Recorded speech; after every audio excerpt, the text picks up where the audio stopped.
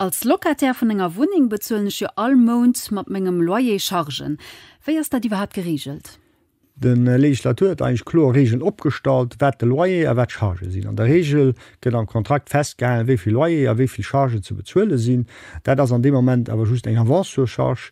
Die Poste ginn normalerweise opgetrennt, dat an Deutschland zum Beispiel eng warme Miete genannt gët, dat hiet also eng Wuning Matzingen Heizkächte forfait agerechen, dat das bei Eis echt der Seelen.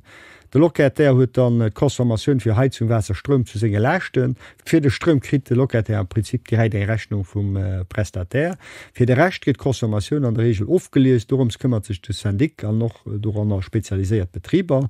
Die Avancen, die en lo allem bezielt, as en Akkon op die richtig chargen. Emel am Joer soll de Lokatär dann en Account kreen, wo die Einzelposten opgezielt sinn, die ihm zu Lächte kommen, an der gëtt aufgerechnet per rapport zu den Akkon, die bezuelt ist. Do gëtt sich dann einen positiven oder negativen Sold, den der Lokatär entweder zurückkriegt oder den er muss bezuelen. Wie kann ich als Lokatär da sicher sein, dass alles, was du geschickt wird, auch richtig ist? Bei der Proprietär, der lebt bei seiner Kunden eine Aufrechnung vom Syndik bei, das ist eine Aufstellung, die an der Generalversammlung vom Syndik aufgesehen ging. Dadurch hat der Lokatär auch eine Garantie, dass es nicht mehr das bezieht, was ihn noch selber betrifft.